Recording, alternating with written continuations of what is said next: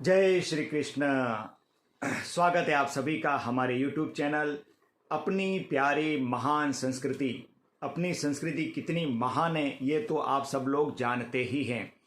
और मैं इस चैनल पर नई नई कहानियाँ मोटिवेशनल एंड स्पिरिचुअल, आध्यात्मिक या शिक्षाप्रद या मोटिवेशनल जो भी स्टोरीज होती है मैं यहाँ पे पोस्ट करता रहता हूँ। आप सुन के अपने जीवन में उतारने की कोशिश करें और उससे लाभान्वित होवें। आज सुनते हैं एक कहानी जिसका शीर्षक है देवता और असुर। कहानियाँ जो होती है हमें कुछ शिक्षा ग्रहण करने के लिए होती है। तो एक बार ब्रह्मा जी ने असुरों और देवताओं की एक सभा बुलाई। वहाँ पे देवता की तरफ ज़्यादा थोड़ा ध्यान दे रहे थे ब्रह्मा जी बात करते करते। तो असुर लोग नाराज हो गए। उनके सेनापति ने कहा कि ब्रह्मदेव, आप तो देवताओं का पक्ष ज़्यादा ले रहे हैं, उनकी तरफ ही ज़्यादा ध्यान दे रहे हैं, हमारी तो अवगणना कर रहे हैं। तो फिर ऐसा है तो आपने हमें यहाँ बुलाया ही क्यों? ब्रह्मा जी ने कहा भाई ऐसी कोई बात नहीं है, मेरा तो दोनों के ऊपर समान प्रेम है, ऐसी कोई बात नहीं है। तो बोले नहीं नहीं, हमने देखा है, हम खुद अनुभव कर रहे हैं। बोले अच्छा ठीक है, कोई बात नहीं, देवता ज़्यादा होशियार है या असुर ज़्यादा बुद्धिमान है उसकी परीक्षा भी कर लेते हैं। बोले हाँ हाँ क्यों नहीं, हम तैयार हैं। तो ब्रह्म देवता ने भोजन का आयोजन किया।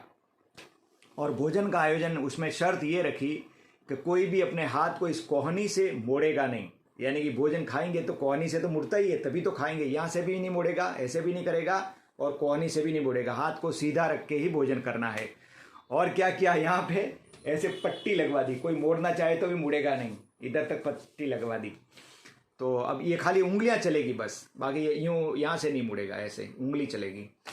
तो पहले राक्षसों को आमंत्रित किया गया, यानी कि असुरों को आमंत्रित किया गया कि आइए भोजन कीजिए आप। तो असुर लोग भोजन करने बैठे।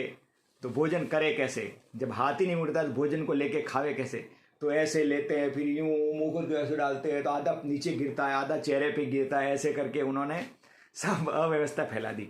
बोले अच्छा ठीक है, अब आपका भोजन हो गया, आपका समय पूरा हुआ, अब देवताओं को आमंत्रित करते हैं। तो फिर देवताओं को आमंत्रित किया।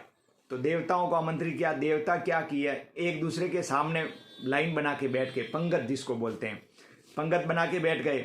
और पंगत बना के बैठे तो एक देवता ने अपनी थाली में से लिया, सामने वाले को खिलाया, सामने वाले को उसको खिलाया।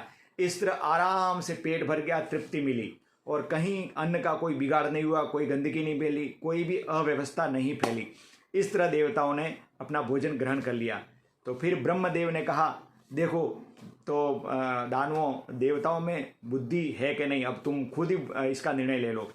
तो इसलिए इस कहानी से हमें ये शिक्षा मिलती है कि हमें आपस में मिलकर काम करना चाहिए। एक दूसरे का अगर सहयोग करते हैं तो हमारी बुद्धि भी तेज होगी और काम भी अच्छा होगा।